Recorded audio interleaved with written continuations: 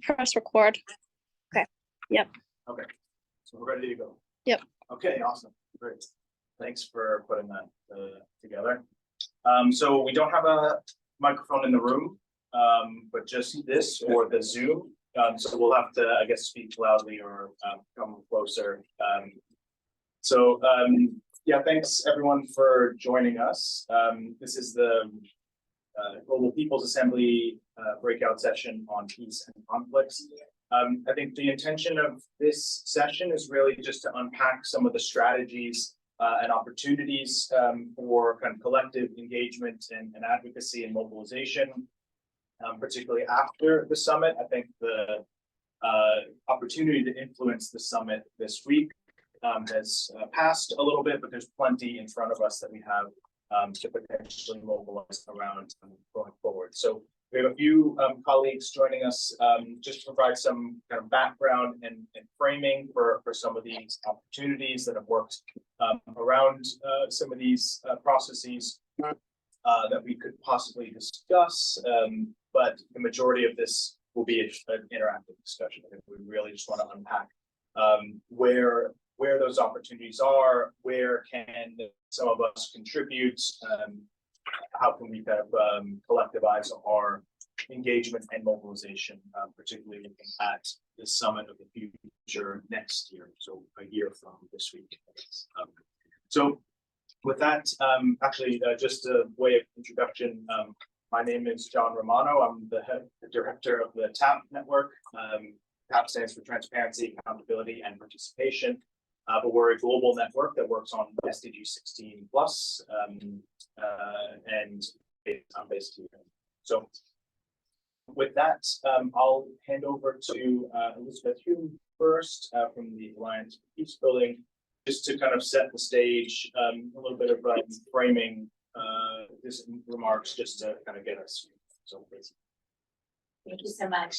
And I really want to thank the TAP network. You guys have been doing the job on SDG 16 and the new agenda for peace discussion. So I just can't thank you enough. So it's easy to be cynical right now. The new agenda for peace was just released this last summer, and there's a lot of criticism, constructive feedback on it. But it's really important because it has the potential to drive an important shift in the multilateral system. And anytime somebody is talking about conflict prevention and putting that forward and centering it, we should really rally around it. So I want us to really think about what are the things that we can be advocating and educating for leading into the summit of the future. And I know we'll talk about some of the constructive criticism and feedback on it, but I really want to drive this forward.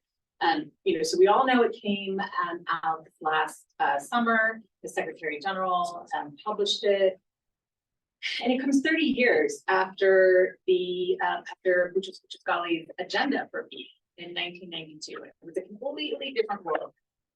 It was the end of the Cold War. There were wars, but in the 90s we were hitting.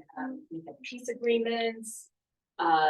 There were, I think, 15 peacekeeping operations going on.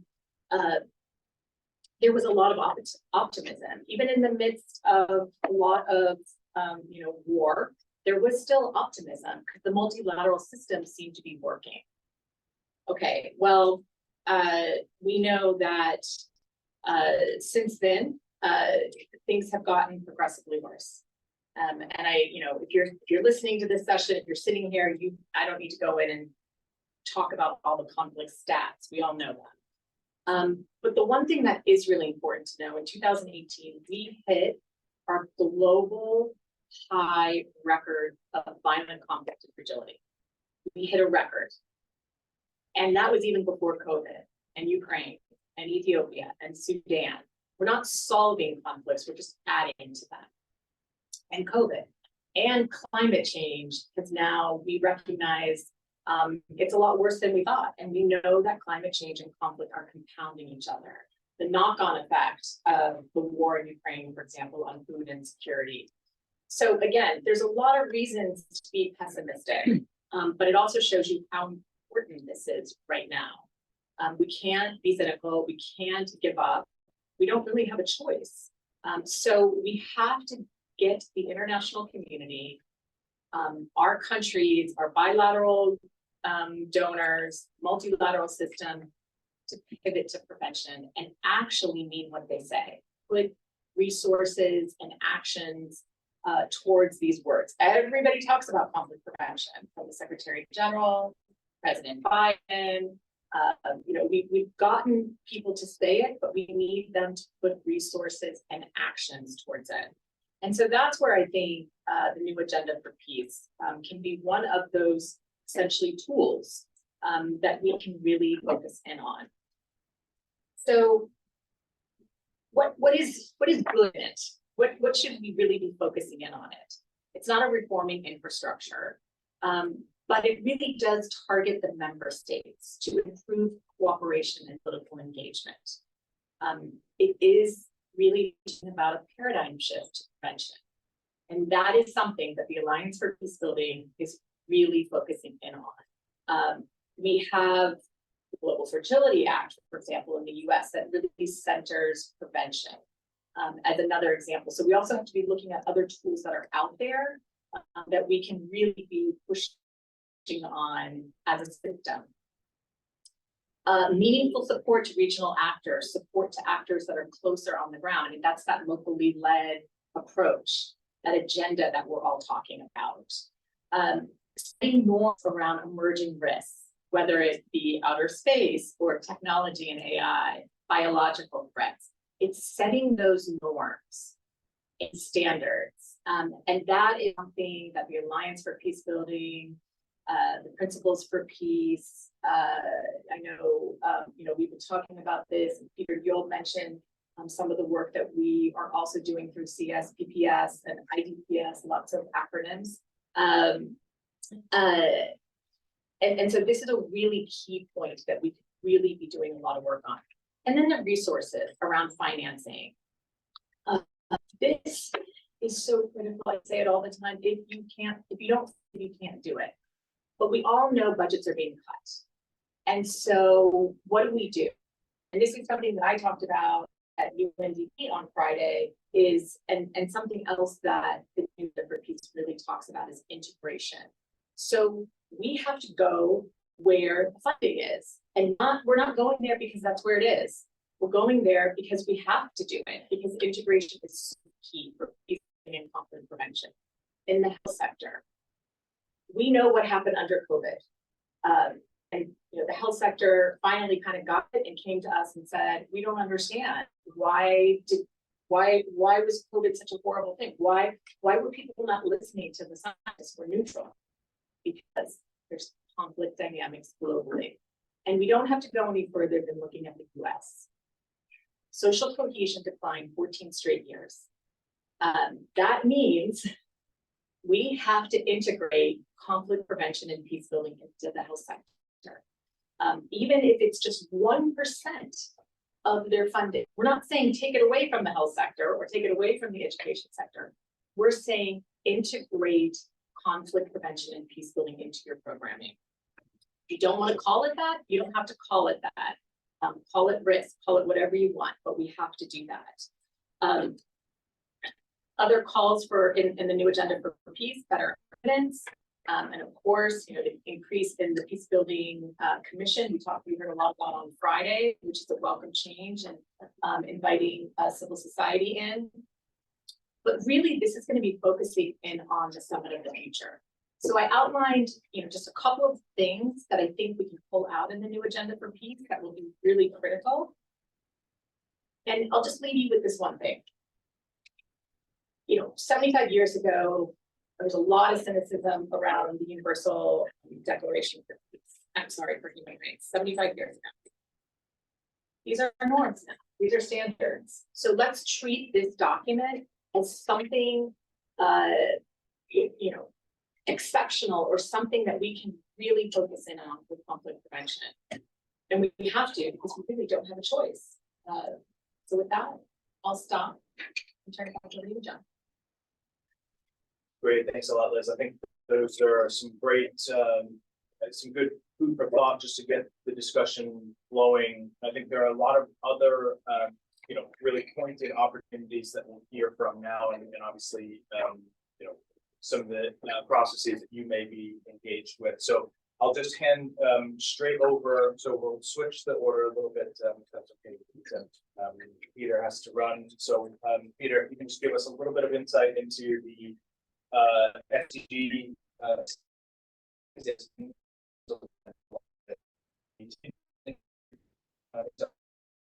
So yeah, we work a lot on SDG Plus with us. So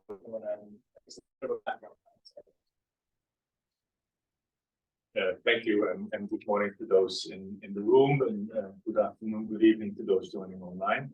My name is Peter van Sluis. I'm the coordinator of the Civil Society Platform for Peace Building and State Building, which is a global network of peace building and conflict prevention oriented organizations working across the globe, predominantly in fragile settings.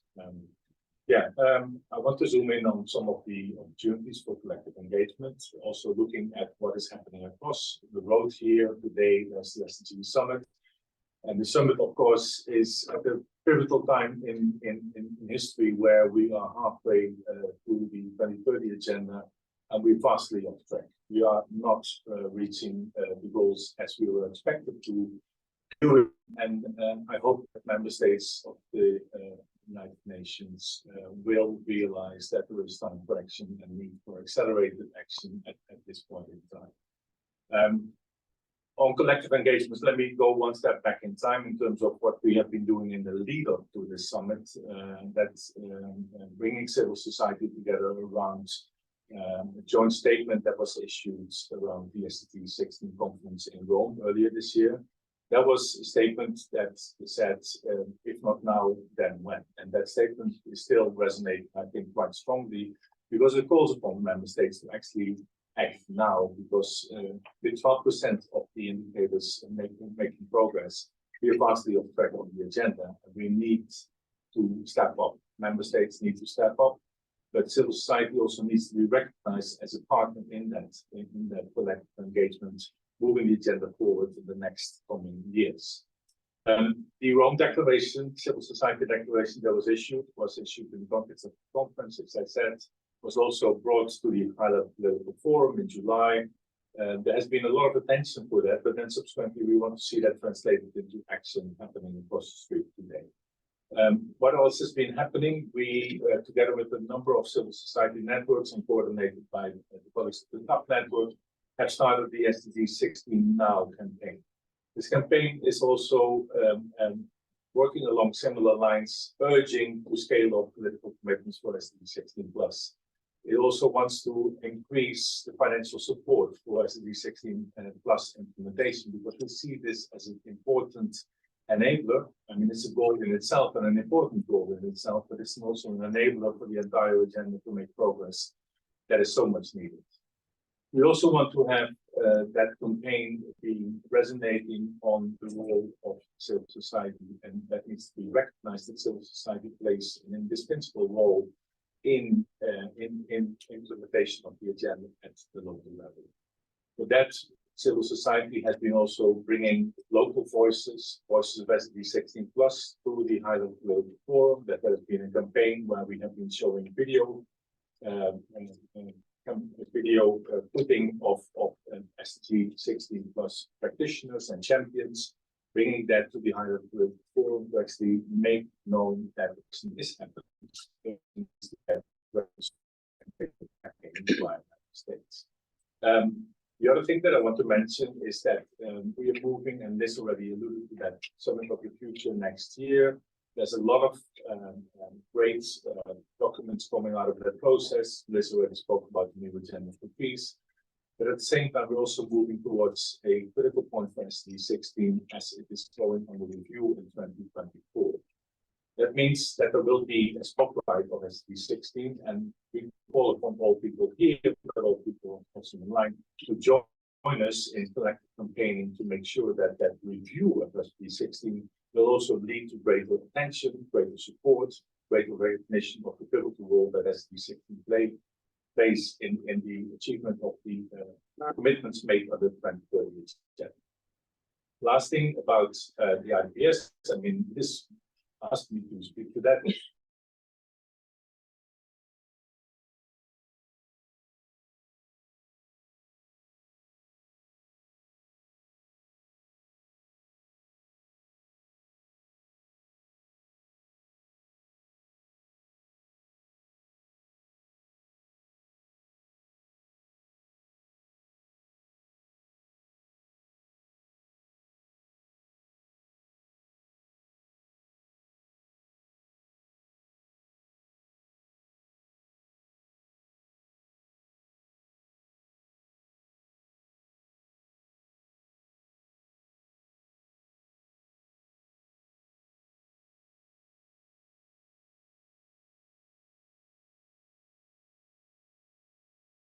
Hopefully it will lead to incremental change at the other side of the road.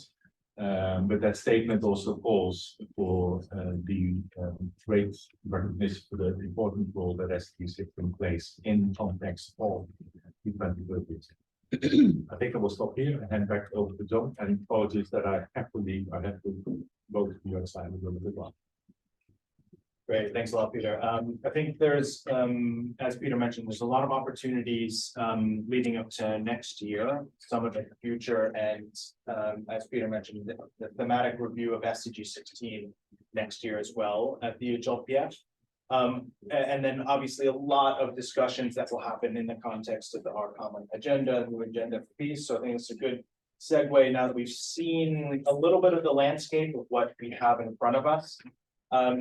Perfect time to bring in Kavita Desai from the UN office, who's worked quite a bit with the civil society UN prevention platform and around the new agenda for peace. So Kavita, you can give us a little bit of a background on the new agenda for peace, a little bit of the platform's perspectives, and maybe a little bit about what you see coming next from that process and maybe the opportunities that we have to maybe influence that. Thanks, John. So the Quaker UN office, along with the Global Partnership for the Prevention of Armed Conflict, GPAT, co-facilitate what we call the Civil Society UN Prevention Platform, set up in 2016 when the Secretary General started his first term and launched his vision for prevention. So as the name suggests, we primarily focus on prevention and partner with the UN to UN's prevention efforts across peace building and development sectors to strengthen coordination and information sharing between civil society and the UN. So I'm going to share a little bit of background on the new agenda for peace and the Summit of the Future from the platform's perspective. So how did we get here? When the UN had its 75th anniversary, member states asked the Secretary General to make some proposals to get the UN ready for the next 75 years and the challenges and realities of today's world. Our Common Agenda report, launched in 2021, had over 90 proposals, including the idea for a new agenda for peace and the Summit of the Future. The new agenda for peace was launched in July, and it provides, as you've already highlighted, recommendations for how a new multilateralism can move us collectively toward the vision for peace outlined in the UN Charter, stressing that world leaders must choose peace rather than war. The policy brief and others will be discussed throughout the course of the 7-day session and may be incorporated into the outcome of the Summit for the Future. So I say may because that's all up to negotiation. We're not really sure how much of it will be taken on board. And there's also regulations that the UN can implement without member states' approval and things that speak to national action. So what is the Summit of the Future? The summit is aimed towards multilateral solutions for a better tomorrow, and it's supposed to revitalize multilateralism, boost implementation of existing commitments, and agree on concrete solutions to challenges while restoring trust among member states. This Thursday, there will be a ministerial preparatory meeting that's supposed to decide on an outline for the outcome for next year. And though we don't know exactly what's going to be in the outline, or we know that there will be a chapter on peace and security, and that there will be some language on this in the outcome document. So for us, that creates an opening for civil society to engage throughout the coming year. And we also don't know what political consensus we're going to be able to achieve. But the new agenda for peace does say that prevention should be made a political priority. And it also has proposals in there like to dismantle the patriarchy, which are kind of unknown how member states would approach something like that. So the prevention platform hosted a civil society briefing with the Department of Peace Building and Political Affairs in July. And from that discussion, a few next steps and opportunities were identified. So first off, the ideas included in the new agenda for peace are broader than the Summit of the Future. So there are opportunities beyond that. The Peace Building Architecture Review will happen in 2025, and there will be other conversations and processes linked to peace building and prevention in the coming years. Since the launch of the new agenda for peace, it's up to member states now to decide on next steps. There are two kind of key insights that have emerged. One of the major concerns is how we balance an ambitious agenda and align the policy brief recommendations. There's some areas like around how you would incorporate climate change, where we know there is no political consensus, will require additional thinking, and how we create a universal understanding about some of these challenges. So this is a big opportunity for civil society to provide substantive inputs to member states and to inform their thinking. Civil society can also play a role in ensuring that member states respond to the language on prevention and national prevention strategies in an agreed manner. So some member states have stepped forward to try to start momentum on different proposals. And it's important to not only engage with member states that agree with the recommendations, but also those that disagree, because this is going to be a whole member state process moving forward. And then the real question is what's going to happen between this September and next September. But overall, we see there are going to be many opportunities. We know that co-facilitators for the outcome will be appointed by the end of October, and that negotiations for the Pact of the Future declaration will begin some point next year. So throughout that whole process, there should be opportunities for civil society to engage, and civil society can already start getting ready now, seeing where there are common points and common advocacy strategies and how to better engage with member states with the UN Secretary to advance our policy positions. So we hope that we can discuss some of the avenues and existing platforms for partners to come together today in this conversation, as well as specific areas that you all have thoughts on from the new agenda for these. Thanks. Great, thanks a lot, Kavita. And I think that only points to the complexity of that whole process around Summit for the Future, and the new agenda for peace is only just one strand of those discussions that member states are going to have to tie together through that pact for the future and otherwise. So as Kavita mentioned, there'll be plenty of opportunities to influence around the new agenda for peace, but also around other related processes that we see peace and justice and inclusion interlinked with. So there are many other entry points. And so for those of you, just a quick plug for our partners with C for UN. I'm sure most of you know Jeff Puffines and colleagues there. They're doing a lot of great work to help center some of those discussions and kind of bring them down to I guess colleagues that aren't so UN focused or New York based, because I do think there's going to be a little bit of a learning curve. Some of these processes are inherently political and very complex, and I think that really actually, I mean, that it's a barrier to entry for civil society and some of the discussions that we have, especially some of our partners at the national and local level, who all of this is completely foreign to. So I think we'll also rely on you and the prevention platform to help us in translating all of that discussions here with colleagues that actually do a lot of the prevention work at the national level. So thanks, Kavita. So we have a colleague joining us online from the Global Network of Women Peace Builders, Shauna Crystal. I don't know, Shauna, if you're there, can you hear us?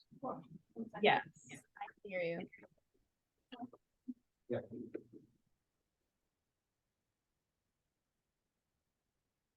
Hi, everyone. Can you hear me? Just give me a second to connect the audio, and then I just want to make a note.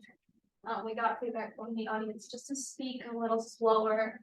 Just for the people online.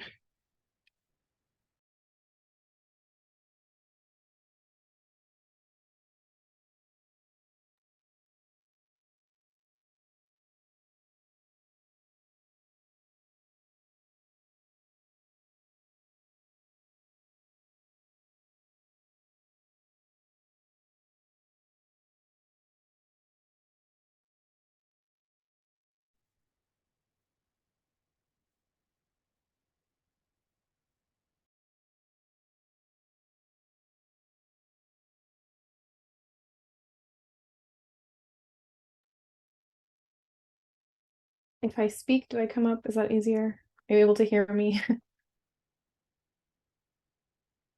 Okay, all good? Great. Good morning, good afternoon, and good evening, everyone.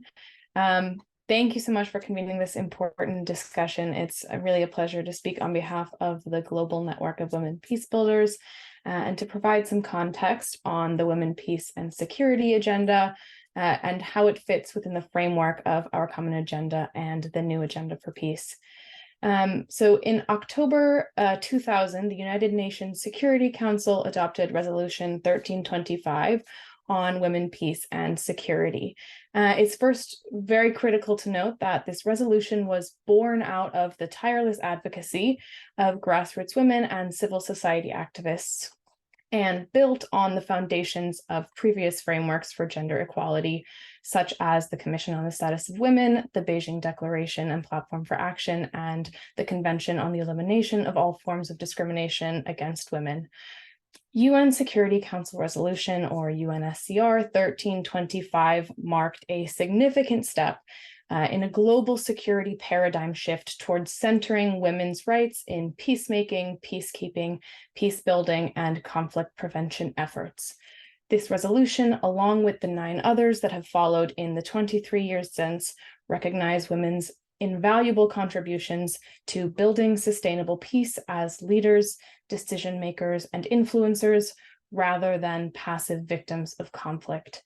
Together, these 10 resolutions make up the Women, Peace, and Security agenda. Now, the core provisions of the Women, Peace, and Security agenda are generally grouped into 4 pillars. The first pillar, participation, calls for the meaningful participation and representation of women at all levels of decision-making, including in conflict prevention, peace negotiations, and implementation of peace agreements.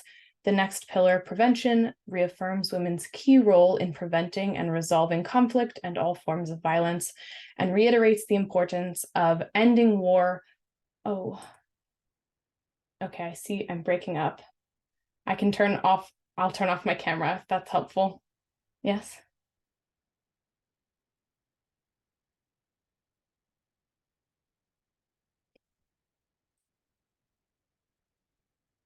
Is this helpful? Can you hear me?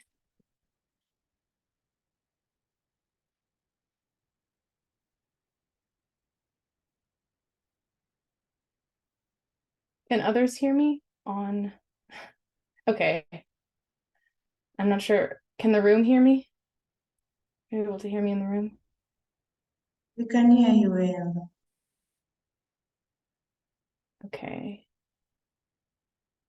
I'm not sure if the room is able to hear.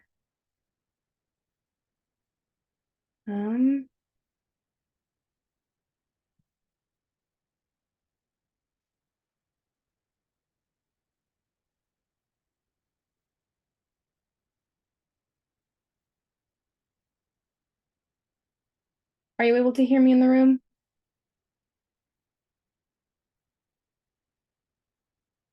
Great. So all good to continue, or?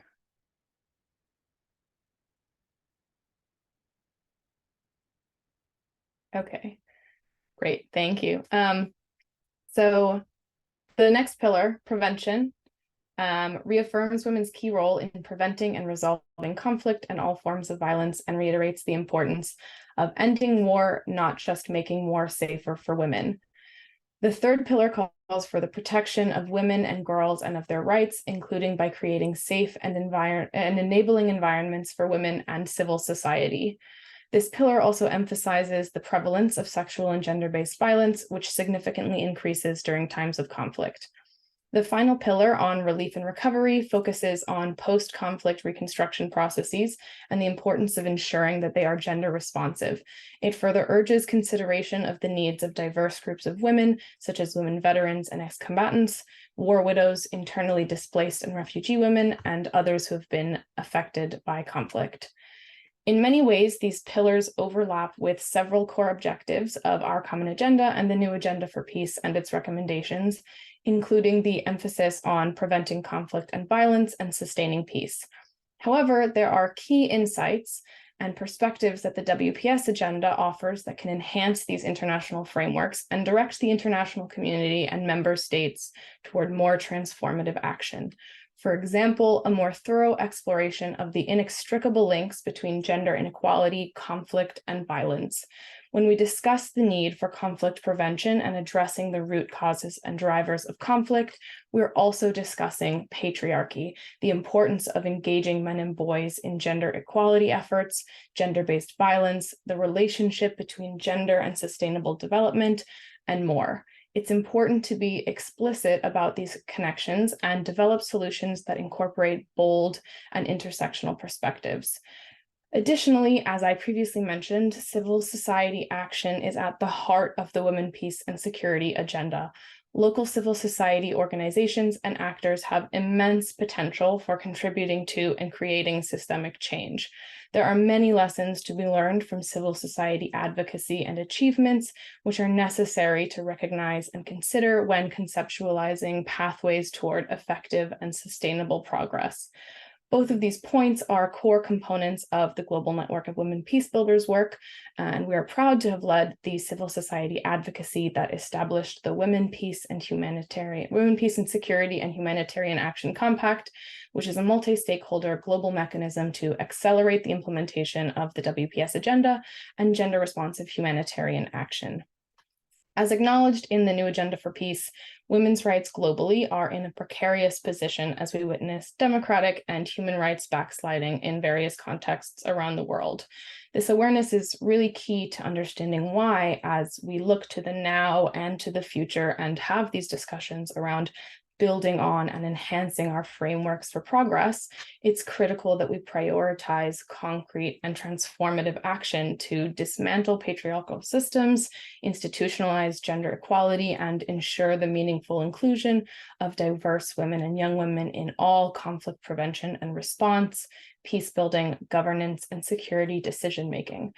There is a significant need to translate words into action, as has been said, through implementation and accountability, which requires transparency, collaboration, and innovation. I really look forward to the coming discussion and exploring more of these opportunities with all of you. Thank you.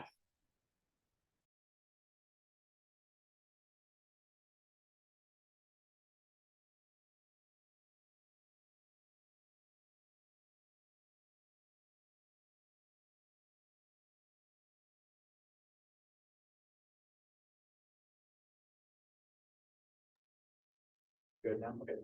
Great. Thanks. Good.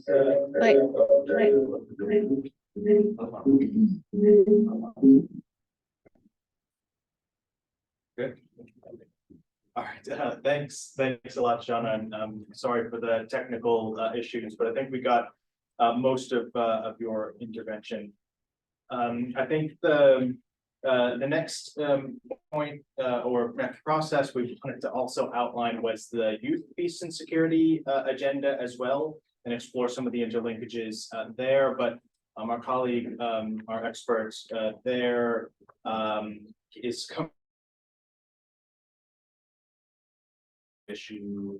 traveling with some delays, so she might join us a little bit later and maybe can contribute to the interactive discussion. So with that, we'll turn it over to the floor. I think first and foremost, I think it'd be great to hear from all of you about maybe some of the work that you're doing around these issues, and maybe some of the opportunities or processes that you also see tying in with SDG 16, the 2030 agenda, the new agenda for peace, all of the things we've just kind of outlined here. Or if there's other new opportunities that we can engage with or contribute to kind of collectively. And then I think we can have a little bit more of a discussion on what comes next. What are some of the strategies that we can use collectively to influence some of these processes, and where do we go from here? So I'll open the floor. Anyone want to share? Yeah.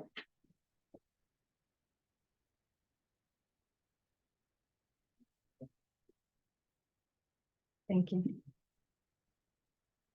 I was struck by your comment on we have to go where the funding is. And it reminded me of a Sufi story of Mullah Nasruddin was searching under a light for his keys, and someone came up and said, "What are you doing?" And he said, "I'm looking for my keys." And he said, "Well, where did you drop them?" He said, "Over there." And he said, "Well, why are you searching here?" He said, "That's where the light is." And on the one hand, there's new opportunities that open up in the light. On the other hand, it's not where the keys are. And so how do we flip the script? How do we bring it into the funding is where the need is? And to that end, and to your question, we formed the Unitive Cluster under the NGO Major Group, where we're looking at shifting the paradigmatic narrative and responding into the UN from the perspective that unity, and which entails peacefulness, right? If we understand our unification, that is scientifically a reality. It's not some aspiration that's out there. We are united. Physicists are telling us that, cosmologists, evolutionary biologists, and all the major world religions are saying that. And so that's a basis for response that we're opening up here at the UN. And so that's an answer to your question, John, but I would really like to speak to how do we shift the paradigm so that we make a lot of this an anachronism, something that's no longer, that's an artifact of history. And can you introduce yourself? I'm sorry, I'm Joni Carley from Cosmos Associates and the Unitive Cluster. Perfect, thank you. Anyone else? Anyone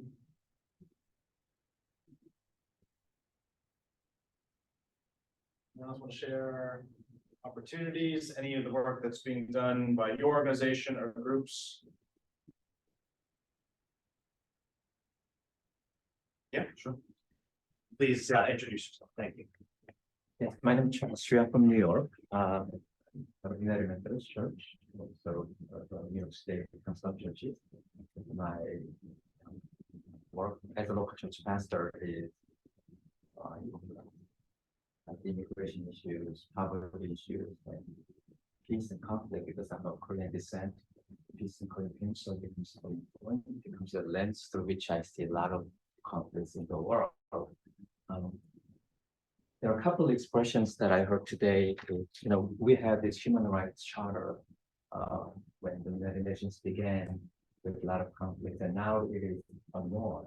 And also, we also hear that once we have this decision, it's up to the member states to follow through. And on this, I think we have some of the more difficult challenges because not all the member states, especially superpowers, do not always follow through in the way they at least claim to set the norms for the rest of the world. So how do we enforce the agreements that is made at the United Nations? Be as strictly followed through by superpowers like my own country, United States, and let's say NATO, not NATO, maybe G7 or OECD nations, compared to let's say, like a better word, global style, right? I'm thinking of this. In counseling and therapy, there is a concept known as family systems therapy. So when there is one or two members in the family that experience psychosis or some problems, typical therapies will just focus on the symptom, but the family therapy is system practitioners will look at the whole system. Often that is where the systems, the weakest point is it actually expresses the problems of the system. So when you look at the conflict in the world, and there are certain nations that are considered to be rogue nations by so-called superpowers of the world, and we always make them to be problems in peace and conflicts, rather than looking into what is the current global family system. And for example, oftentimes some parents ask me to work with their children because they have problems. When I work with them, I notice the parents have problems. So I apply it to the global situations. And in other words, we don't address the elephant in the global politics and peacemaking. It's that in my own country and other superpowers.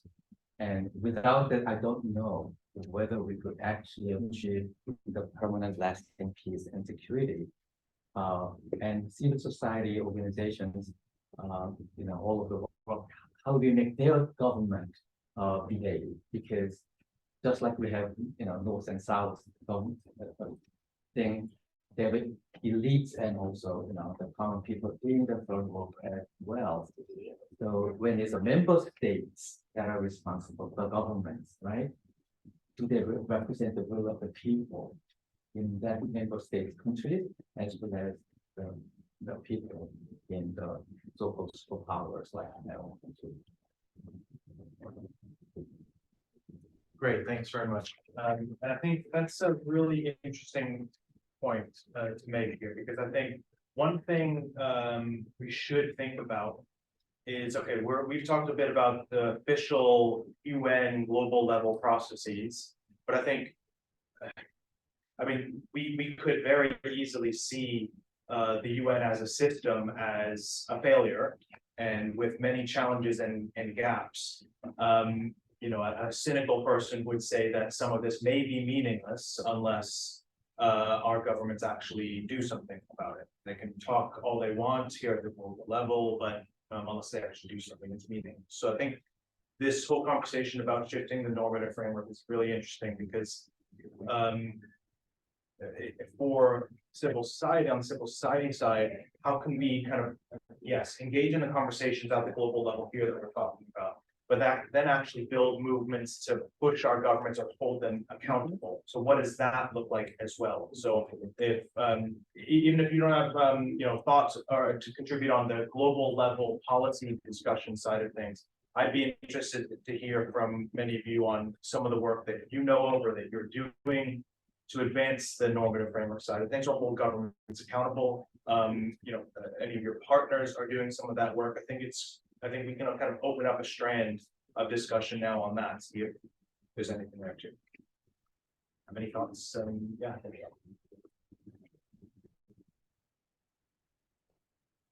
Hi, Deborah Jones with the TAP Network. Maybe just back to the previous conversation before jumping into the next one. Couple of thoughts. I was very engaged have been engaged in advocacy over the past 3 decades. So seeing a lot of shifts here at the UN. And so one thought is, how can we ensure integration between local and global conversations? And what I've heard over the weekend is that civil society is still siloed from member states. The UN has engaged with us over the weekend, but far fewer member states. So one thing to look at in the process leading up to HLPF, some of the future further conversations on the peace agenda is, how can we integrate civil society into governmental delegations? So ensure that children, youth, civil society are part of the HLPF delegation of their countries, UNGA next year, and that's a long process that starts now. And then a second point that to just say, the pledge to leave no one behind was not a given.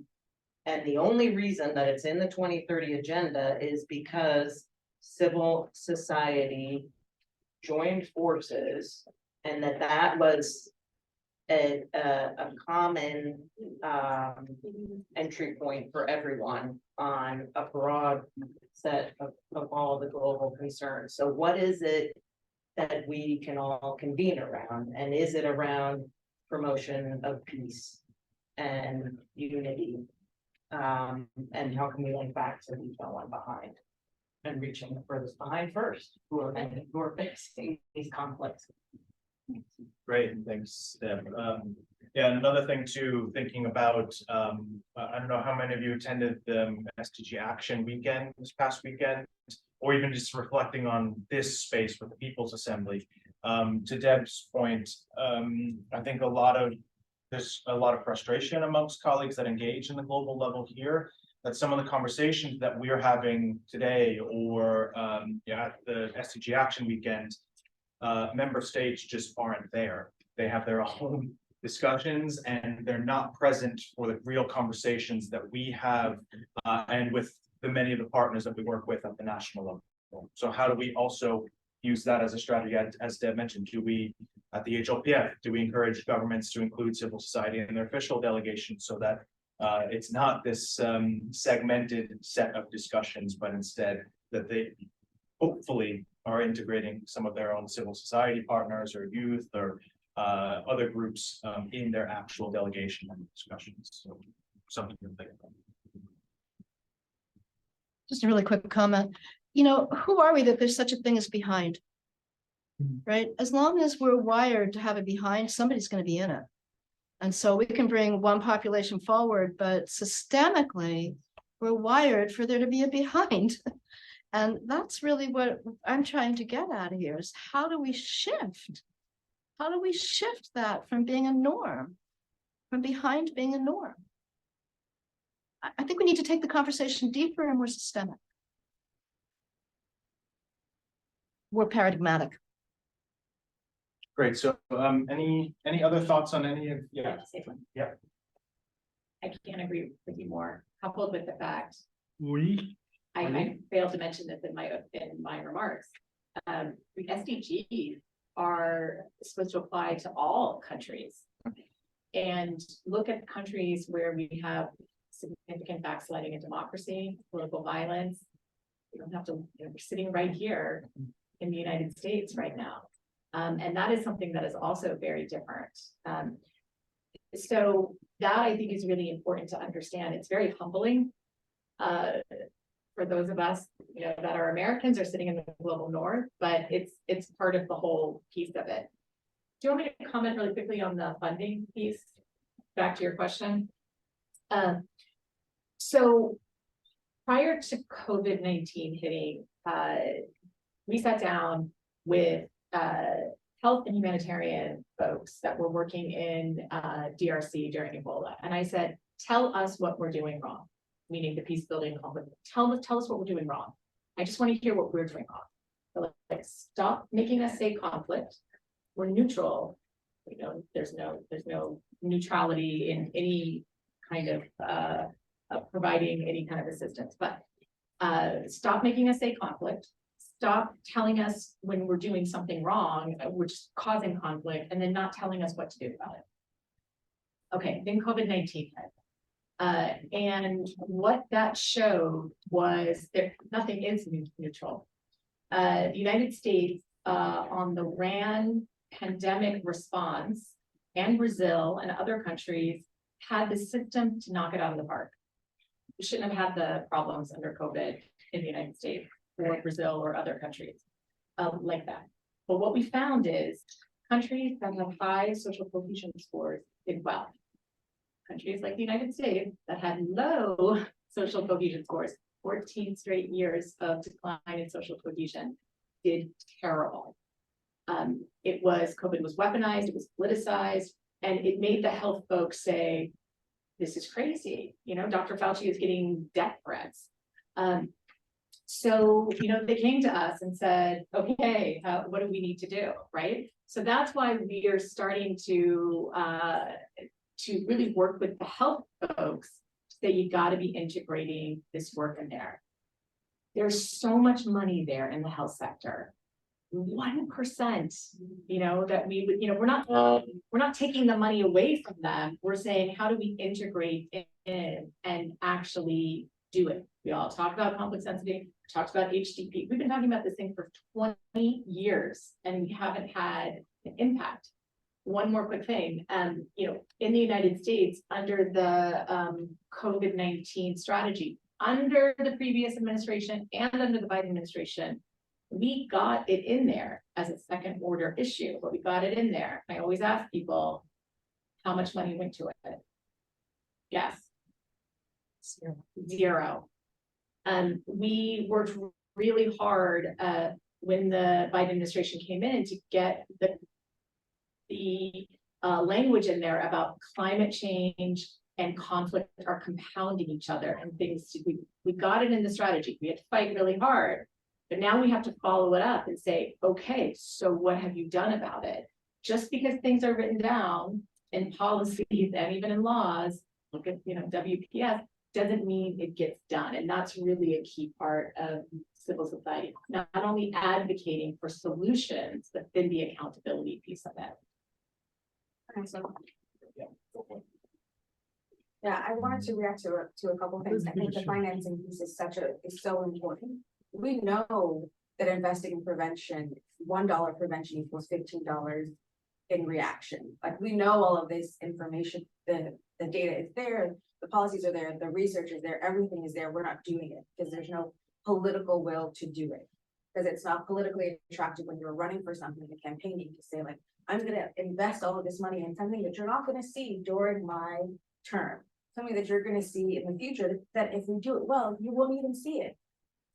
So I think that connects to what you can do at the local level is be active, is pay attention to local elections, to every level of government, to hold elected officials accountable for longer term investment, to act on climate, to act on prevention, to invest in, smart gender policies, to do all of these things, to address the systemic things. We did see two things in the new agenda for peace: reference to addressing colonial legacy and the language around dismantling patriarchy. So those are supposed to prompt some global level discussion, but what's going to happen is, like, how does that translate to national policy or national discussions is a question. And then Thursday is International Day for Peace. The theme this year is actions for peace, and there's a lot that can be done at a local level, at a community level, that people are already doing, and this is why it's so important that civil society are seen as partners, that civil society are implementing at the local level, at all levels. So the more that civil society can cooperate, because it is so difficult to engage at the UN. I mean, this is my full-time job, and trying to work on the new agenda for peace was so difficult and so challenging. There were so few opportunities for civil society to be actively involved.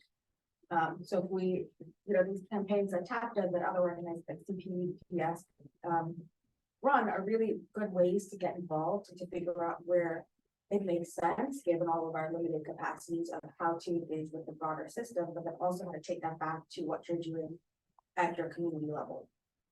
I just say one more thing on norms. The norms piece is so important.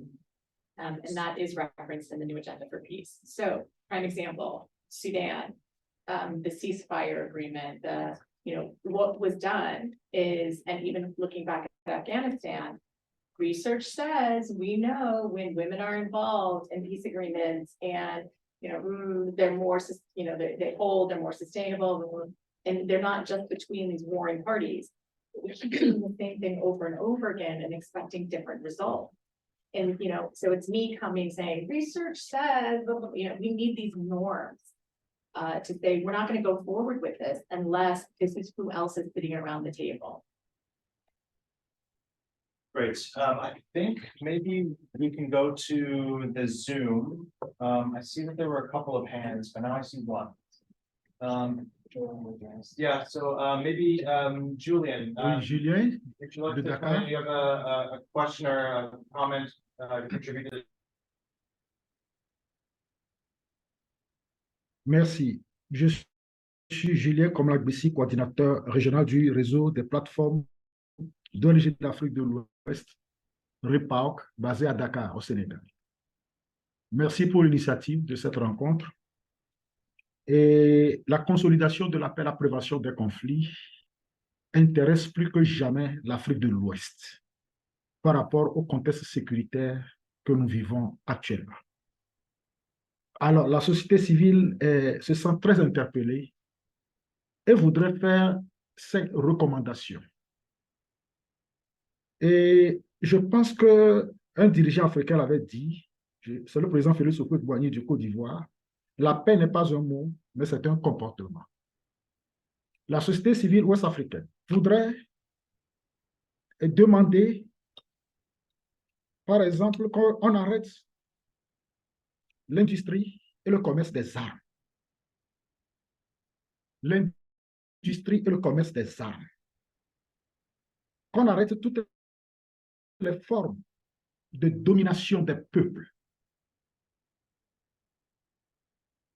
Qu'on arrête l'imposition de cultures particulières à tous les peuples sous prétexte que le monde est devenu un village planétaire. Chaque peuple a ses propres cultures. On doit pouvoir promouvoir les échanges internationaux sur une base égalitaire, notamment dans la définition des termes des échanges. On doit arrêter le soutien aux dirigeants qui terrorisent leur peuple et contreviennent aux règles du jeu démocratique. Même si on nous a dit que les peuples, que les pays n'ont pas d'amis, mais qu'ils n'ont que des intérêts. On doit promouvoir un développement équilibré des territoires. Il ne doit pas y avoir une partie d'un pays qui soit laissée oublier pour compte dans les programmes de développement. La dernière recommandation, c'est promouvoir une répartition équitable des revenus nationaux. Tout ça là permettra d'éviter les frustrations et d'alimenter l'extrémisme violent et les revendications extrêmes. Je vous remercie. I thank you very much for your attention.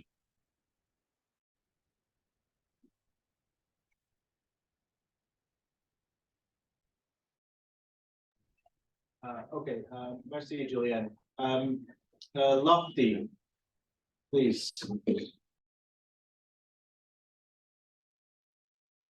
Bonjour. Lotfi Ben Mawi de la société civile en Tunisie, CSPD, Centre stratégique pour la promotion du développement durable et partenaire de TAP. En premier lieu, la coalition internationale TAP a fait des efforts au niveau de la société civile et avec les parties prenantes pour accéder à l'ODD 16. Néanmoins, selon la situation géopolitique actuelle, il y a beaucoup de problèmes en Afrique, au Maghreb et entre le Maghreb et l'Union européenne pour l'immigration, le flux incroyable du flux des Africains à travers les pays du Maghreb vers l'Europe, et cela nécessite que, en premier lieu, comment dirais-je, les forces démocratiques dans le monde et surtout l'ONU avec les efforts durables de TAP et d'autres organisations pour consolider la notion de société juste et inclusive et des institutions fiables et durables. C'est un problème énorme actuellement, surtout avec le problème du Covid, avec le problème entre l'Ukraine et entre la Russie, entre ce qui se passe maintenant en Afrique. Donc, il y a une régression inconsidérable au niveau de l'injustice sociale et la notion de la démocratie dans les pays en développement. Et peut-être c'est nécessaire de revoir les institutions au niveau de l'ONU et au niveau des institutions financières pour aider les gens et aider les pays vers la consolidation d'un développement durable à travers d'impliquer la société civile, en plus de ça, d'impliquer des indicateurs comme par exemple le 16.5+, et tout ce qui est illégal pour essayer de développer les pays, mais avec leurs propres moyens, parce que l'argent, ce n'est pas le problème des pays en développement. Le problème, c'est les institutions. Nous manquons énormément, ça diffère d'un pays à l'autre, mais ça n'empêche. Par exemple, en Tunisie, nous sommes en train, la société civile a fait des progrès énormes malgré quelques litiges au niveau de la corruption, au niveau de la société civile, au niveau des institutions. Nous sommes toujours sur le terrain et on y fait des efforts énormes. Et merci beaucoup.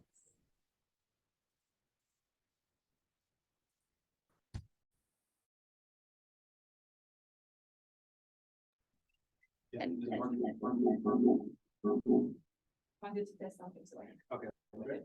Okay, merci, lovely. BC, I see you have your hand up, please.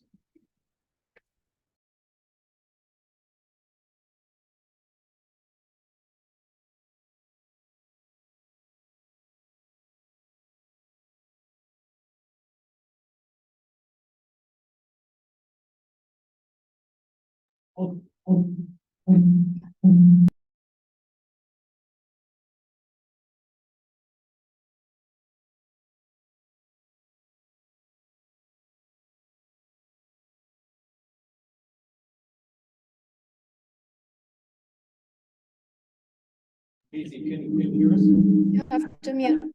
Okay. BC, are you there? Would you like to come in?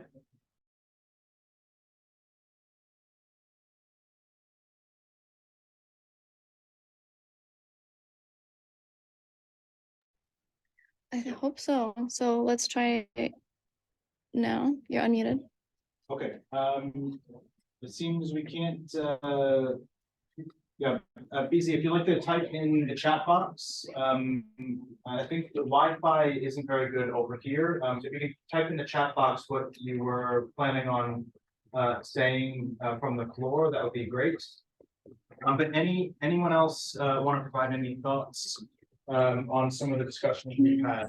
We talked a bit about policy, global policy opportunities, a bit about the normative framework. I think we've heard some examples of where civil society can contribute or has contributed. So any other contribution from here? Any other thoughts? Yeah.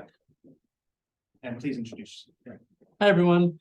My name is John Bellish. I work for a foundation called One Earth Future, and we support communities and businesses that are experiencing conflict and fragility in Africa and Latin America.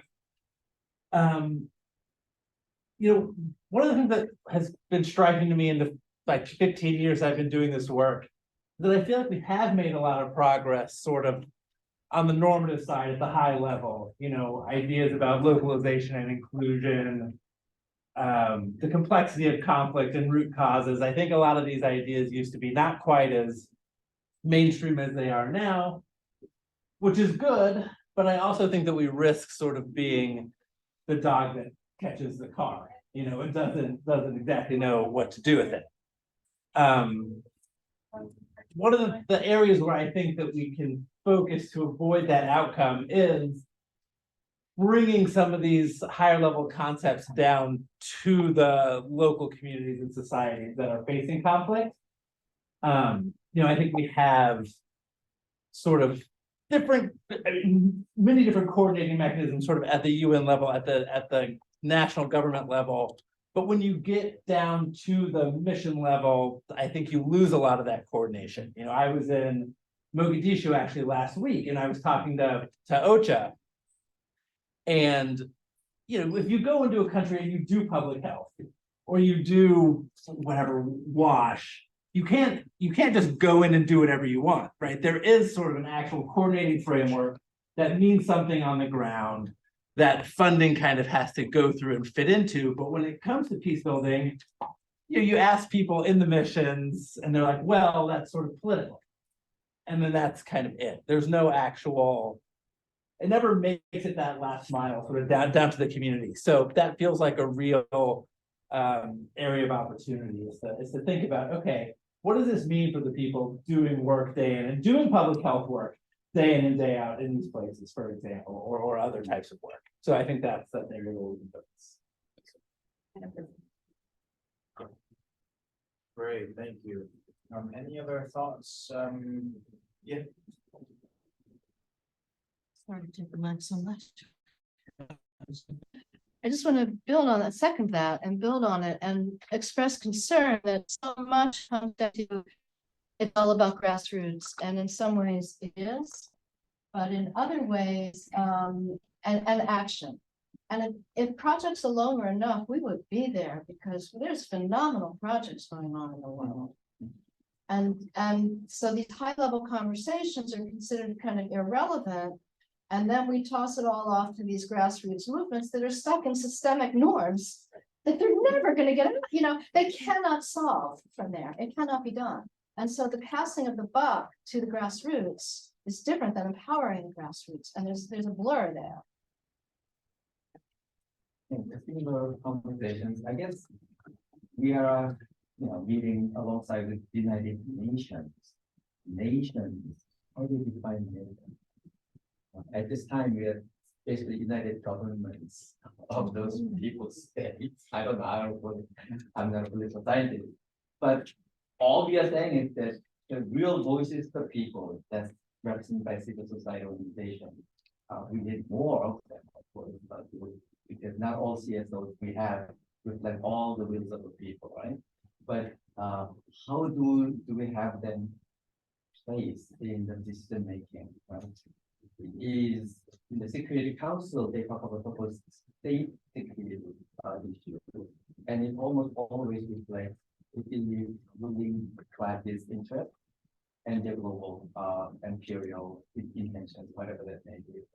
Rarely people's security. We do have small people security program in the United Nations somewhere in have a technical problem somewhere. But so changing that, we still need United Nations, but how do we allow people's will to be reflected there and go back again localizing what's happening here? I wonder whether our effort could be, even though going where money is may not be the optimal one, it is great opportunity. What if in all our education throughout the whole world, that education requires peacemaking, peace prevention, and have them think through what's happening there, always connect with national, global, or regional issues, thinking that way. If that becomes part of education and giving the political participation as part of being this country, it might begin to slowly change. In other words, we do need to, and at the same time, when we know what's good, we know how to solve, and it's not been solved, it's been resisted, meaning there are groups of people who benefit from conflict. We do need to relentlessly expose that. Otherwise, we will never see the day, the day when we can say, oh, we made them. I mean, there are some reasonable improvements, but not just trying to fulfill, but always naming why it means groups of people, certain interests are resisting it, and that used to be part of the discussion. Great. Good morning, everyone. I'm Henry from Colombia. I represent Programmatic International event. My theme in this moment is the big challenge is connect the SDGs with the human rights. Because sometimes and always the governor and the president and the member state don't talk with the conflict only connect with the SDGs. The big problem is the model economy. When we look the African situation, the Haiti situation, the Colombian situation, the real conflict is the economic conflict. Many people is in the poverty. We don't have the political participation, the real political participation, but the global system economic push our funds. When we solve the violence in our country, it's because the extractivism, the miners, the bank, the financial, the investment, see issues. The conflict army is not a local conflict, it's the global conflict. But when I listen what happened in Haiti, it's not only Haiti, because the illegal economy for the drug, for the guns, for the many other issues affect, push, Haiti. The violence is not the origin, it's the cause. The conflict is the cause, an economic model is not a political issue, the economy. Now, the economic companies have the power, but the company is not there in UN system.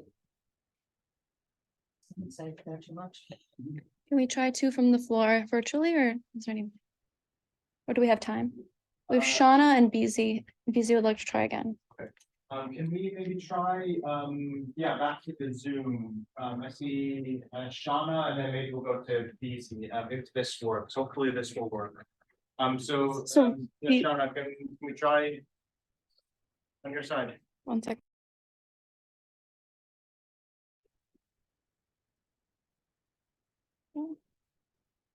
Okay.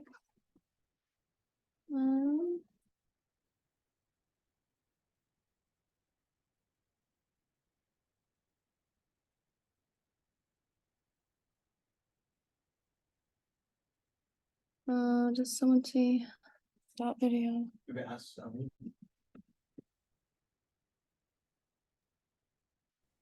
Hi, can you all hear me? Thank you so much. I did want to note though that BC had previously I raised. can't hear. It should be going. Oh wait, I have one idea.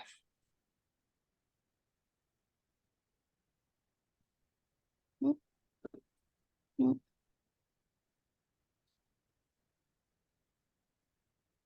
Can you hear me? Something down there. Yeah. Sorry, one second, Shauna, we're trying to figure out the audio here. I'm scared it's gonna blast it too. How about? Can you try now, Shauna? Can you hear me? Looks. Can you hear? Am I audible?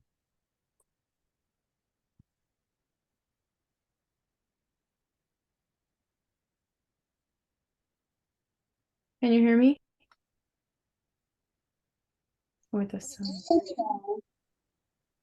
Okay, Sean, let's try BZ. Let's see if it's any different for you. BZ, can you try unmuting yourself and She's unmuted. okay, she's unmuted. You are muted. I'm on. I'm on I now. don't think. Okay. There we go. Okay, we can hear you now, BZ. I don't know which dial I'm doing. Hello, everyone. Yeah, please go ahead, BZ. Okay.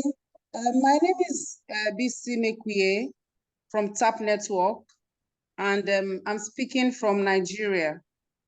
This time, July 2022, we were at the HLPF calling on government towards 2023 to be committed to the SDGs.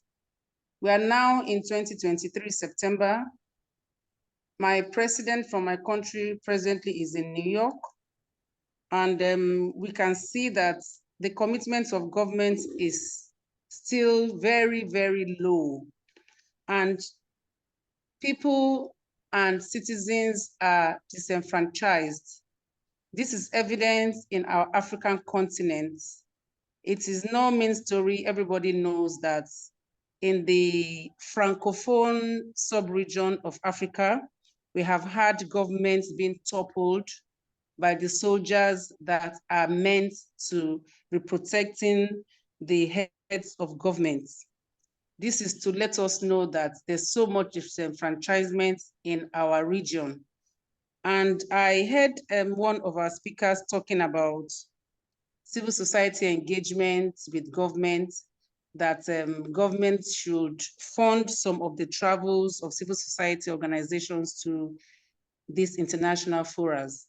And I want to say that this will not make the civil societies independent, because he who pays the piper dictates the tune.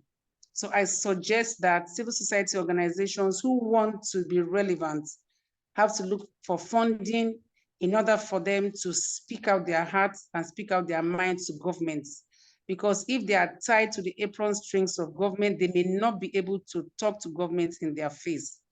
That is why some of us do shadow reports. We talk to our people at the grassroots because we know that the grassroots is where governance is really felt and needed, but is not so in our own climate.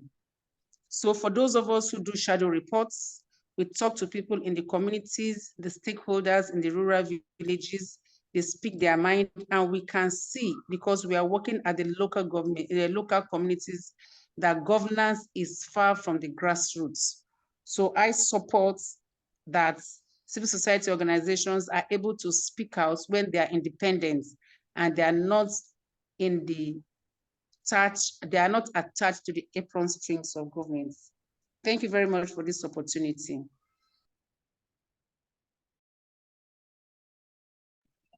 Great, thanks a lot. Shauna, over to you, please. Thank you so much. Can you hear me? All right. Okay, perfect. Yeah, I just wanted to add a tiny bit very quick, and kind of echo some of those same comments, the previous comment, and some other things that people have said about, engaging the local communities at the grassroots. And I wanted to kind of highlight the work that my organization, the Global Network of Women Peace Builders, does, and kind of the impact that this, speaking to this paradigm shift, that the impact that it can have. So the GNWP has our flagship program is called the localization of UNSCR 1325 on women, peace, and security. And so the core of this program is local ownership of international frameworks, specifically the Women, Peace, and Security agenda, but this also includes the youth, peace, and security agenda, and just generally these international frameworks. And it's bringing these discussions and these contexts from the global stage down to the grassroots and ensuring this ownership and this collaboration, building from the bottom up. So localization includes, we host workshops and activities that involve all stakeholders at the local level, from the local level up to the national level. So engaging ministries, while we're also engaging local religious traditional structures, local authorities, security personnel, local women, youth, and women and youth civil society organizations. And really it's about, as I mentioned, ensuring this local ownership, but also building these relationships. And I think that's really a key part of continuing and advancing this paradigm shift. I mean, for example, as a result of some of the achievements of the localization project or program, GNWP and local partners were recently invited to provide advice to the United States on their next Women, Peace, and Security national strategy. And so, the impact of creating these local relationships, tying in the local communities, ensuring that their needs and priorities are addressed, heard, and understood by local actors, expands to the global stage. It brings local voices to these discussions. And that can also translate into, many other things like funding, building the trust that's necessary for international donors to, direct more funding towards local organizations, directly to local organizations. And just, yeah, I think I just wanted to really echo the sentiment that, this paradigm shift, I think, starts at the local level. And it starts with local ownership of human rights, of these international frameworks, and building up toward this collaboration at on the international stage, and bringing those voices into these spaces is really key to advancing that.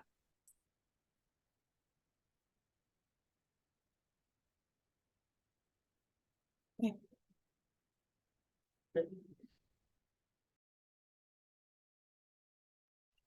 Okay, great. Thanks a lot, Shauna. I think maybe if we can now, we have about 20-25 minutes to talk about strategies and next steps. I think it'd be good to move to that. We've unpacked a lot, and I think this only goes to show how peace issues are intertwined with everything else in 2030 agenda. And I think just a quick set of reflections on my side. This is also a great rationale for why SDG 16 plus matters so much, is that SDG 16 really focuses on peace and justice, inclusion, human rights, anti-corruption, a wide range of governance, enabling issues. Again, we always say that SDG 16 is an enabler and an outcome for peace and justice, human rights, inclusion, are outcomes and enablers of sustainable development. I think one thing, thinking about how we tie all this together, I mean, there's a lot that we unpack today in terms of the opportunities, the processes we can engage in, also again, reaching out and engaging colleagues at the national and local level. So I'll pose the question now just to the floor, just for some initial thoughts, and then we can kind of maybe zero in on some of the more realistic areas that we can kind of collectively come together around. So maybe I'll throw out that question to the floor. Any thoughts or suggestions about how do we tackle everything that we've talked about so far today? How do we tackle it collectively? It could be there's no one size fits all. You don't have to solve everything in your intervention, but there's some initial thoughts or ideas around what you might suggest to help us tackle any one of the new things that we talked about today. So any initial thoughts? Who wants to get us started?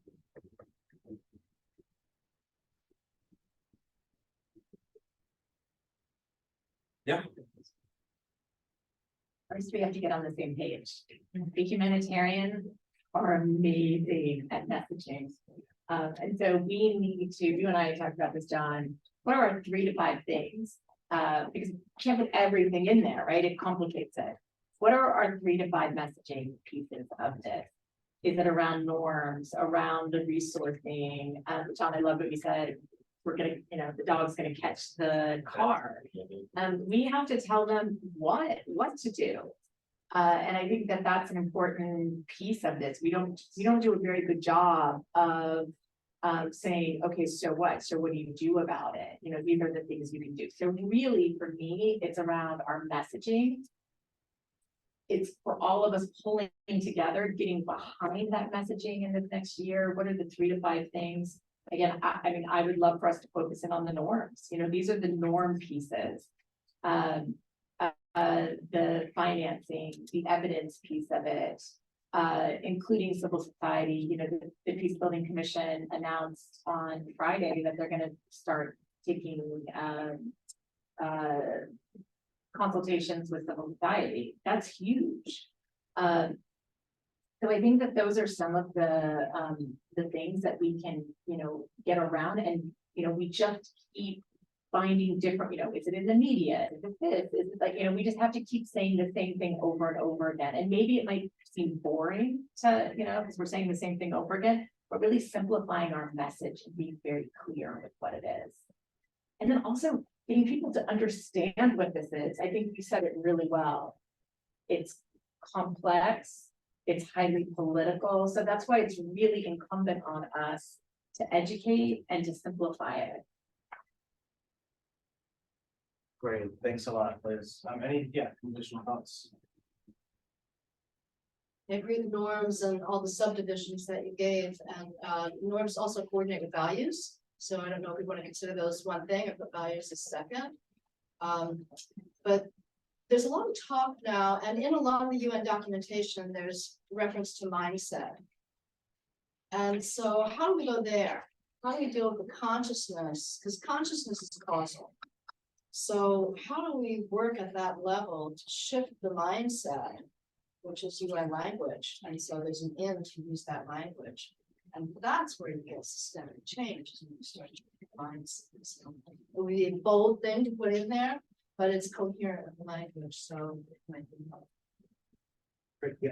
Oh, and another way to work with it is join the UN cluster, join our unit of cluster. So I go back to the mass education. The people are working on international work for CSOs. we get into our own UN CSO bubble. And so while there's a major traffic jam here, rest of the city, rest of the world don't even know that we're meeting and they don't care. They should. And now everyone need all this, like I worked on MDG a little bit. People didn't know what that was. And so can we do the messaging using the best advertising skills and resources in such a way that we use social media and just keep educating the mass all over the world, and with some connection that they could, if they want, they could connect more. There are a lot of websites, whatever, so that more people at least know what's SDG, or why people are blocking the traffic every year around this time, things like that, and then get involved. Some of them might inspire them, and again, also peacemaking at the grassroots level all over the world. Great, thank you. Yeah, I mean, just coming on my side of things, I mean, building on what's been said, I think one thing to think about as well, about, how do we get people to care? I mean, I often struggle sometimes to explain what I do to like my mother. I can't really explain it in the terms or the verbiage that I usually use at work. So I think one thing we can think about is a little bit of the storytelling aspect of it. Like, how do we put a human face on all of the issues that we work on, or how do we tell the story of our partners at the local level and bring it to these conversations at the global level? So I think a lot of the discussion that we've had today it is a little bit reliant on a bit of bridges to be built.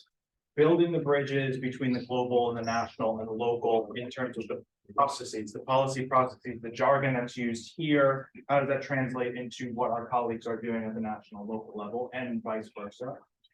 A bridge in storytelling, bringing those voices to the global level so that our member states over here aren't just having a circular conversation amongst themselves and not really reflective of what's happening in their own countries.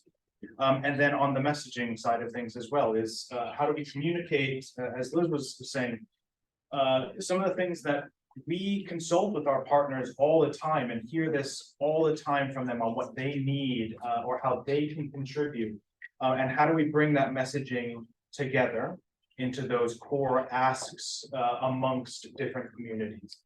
And so one suggestion concretely on our side, Peter mentioned the SDG 16 Now campaign, and that's really what the intention of the SDG 16 Now campaign is. It's all of that, the bridge, the translation between the global and the local level. It's the storytelling aspect of things.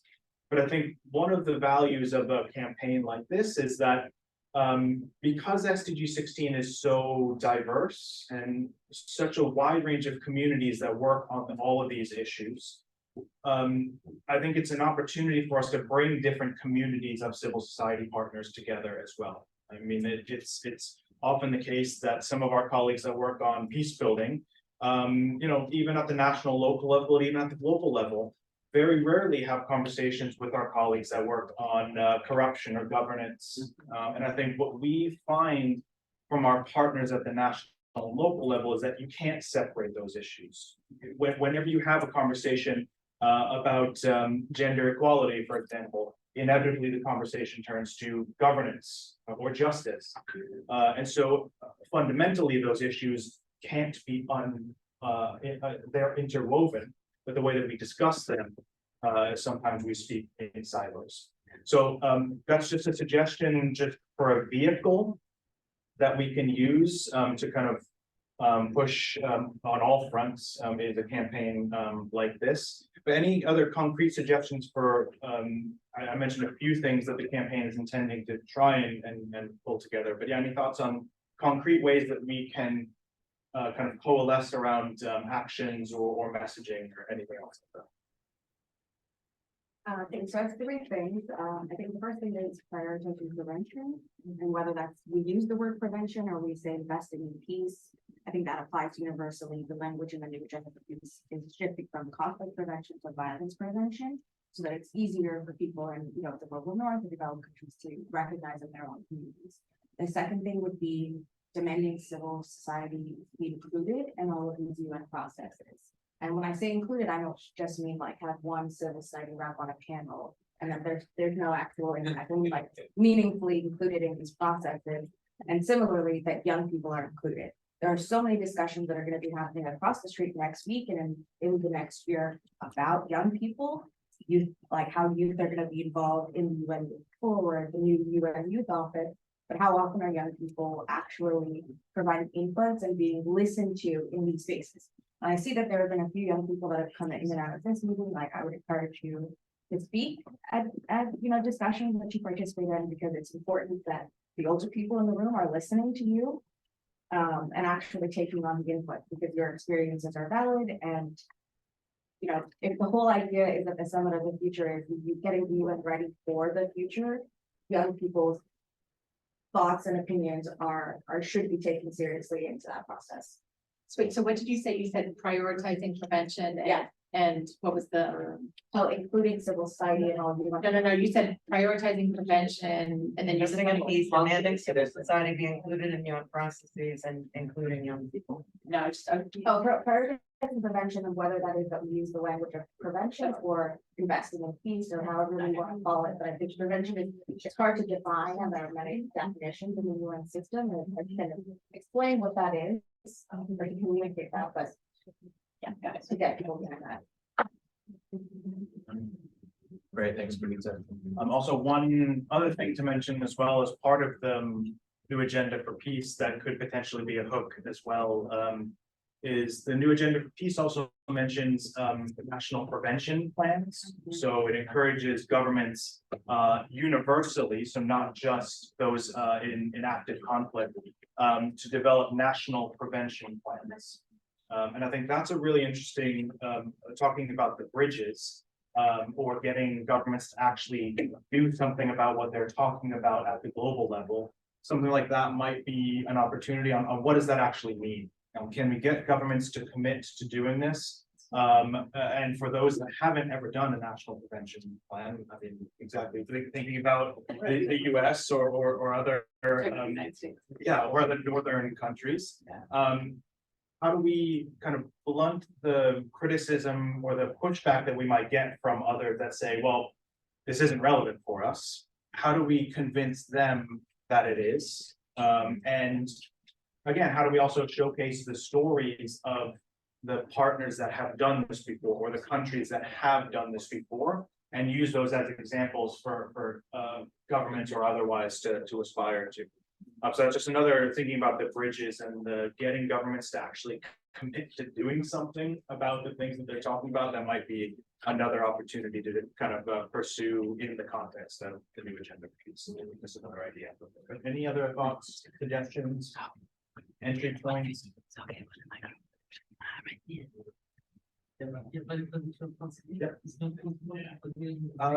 French. Yeah, but the interpreters, they're gonna. Yeah. Normally you need to connect on Zoom and the people can listen to the interpretation. Yeah. So. Okay, then. We can try. I'll do it. Hi, interpreters. I'm going to translate it from French, and you guys are gonna go back to French. So sorry about this. Okay. Merci. Je voulais juste relier ces relations la paix, la justice et les droits. Et qu'on peut observer justement dans nos luttes globales, c'est qu'il y a toute une population d'un monde opprimé, on va dire, qui habite au sud et qui est aussi présente dans le monde industrialisé. Je pense à cela. And I think about this. Par exemple, il y a eu toute une population des opprimés, la moyenne, et quoi qu'il en soit, il y a eu toute une population qui s'est manifestée contre la réforme des retraites. the reform for their pension. Cela veut dire This que n'est means pas accepté de that they travailler 2 didn't années de accept plus to work pour le 3 years système more, capitaliste. in this capital. Malgré le fait qu'à Even 95% de la 95% population of the était contre population cette idée, was against le this idea. gouvernement n'a The jamais government été à never imposer listened and cette idée.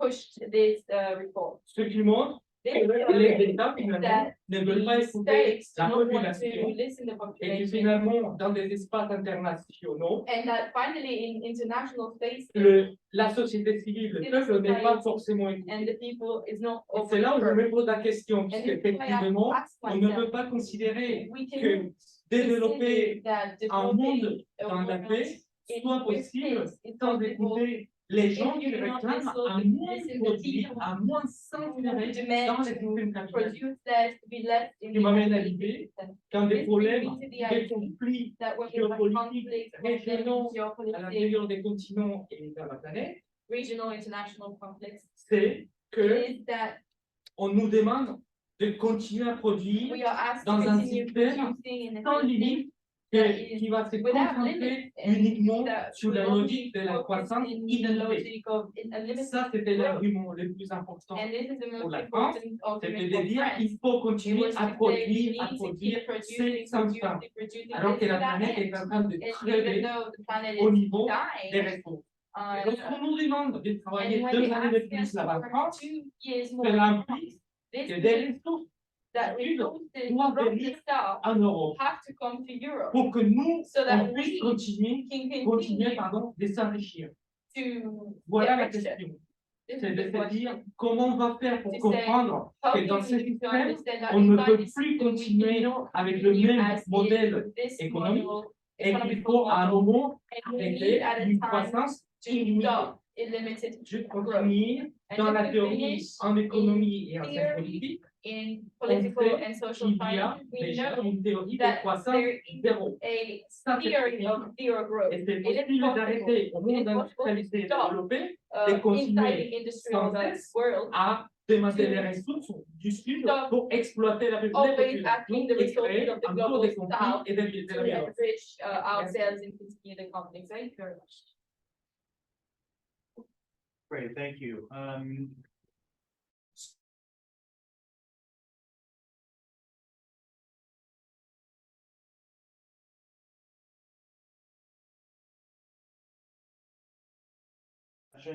And left a fair amount of loose ends.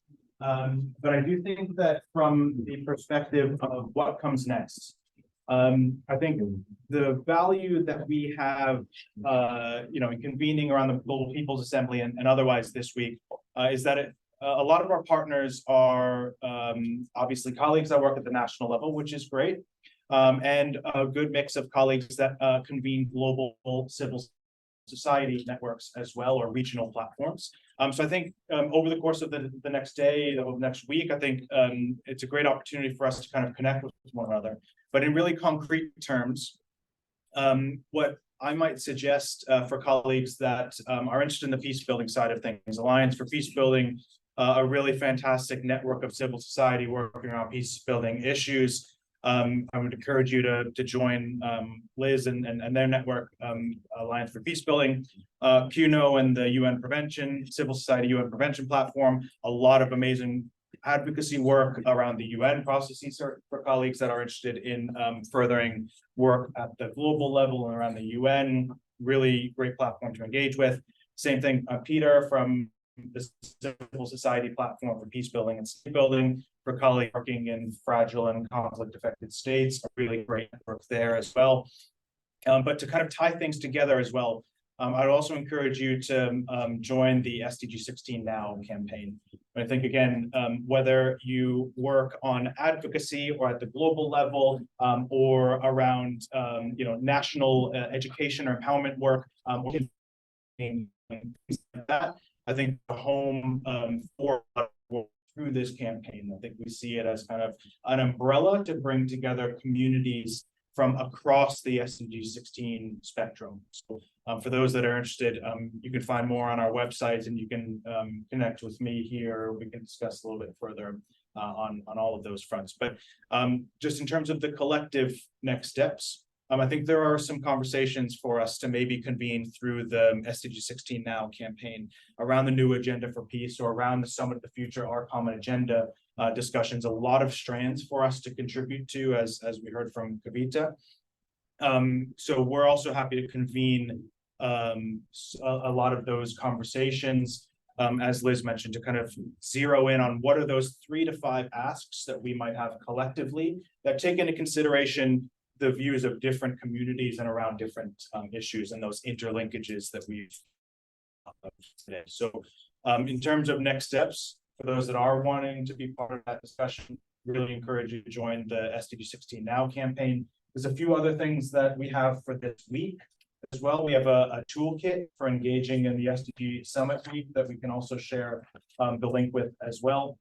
The Global People's Assembly rally this evening, I think around 6:30 or 7 o'clock, we'll also convene all of our SDG 16 Now partners as well. So if you want to come for SDG 16 at rally, please join us there. Hopefully it stops raining, but a little bit of sacrifice is normal for us as a society, so we're used to it. But thanks again for a really interesting discussion. I think again, there's a lot of future work over the next year as we head to the review of SDG 16 at the HLPF in July, and then the Summit of the Future. So this is, I think, really kind of the beginning of our discussion, and we'll further all of these discussions along the campaign and with a lot of our partners working on these different strands. So thanks again, and yeah, I look forward to connecting the rest of the day and the rest of the week. So thanks, everyone. Yeah.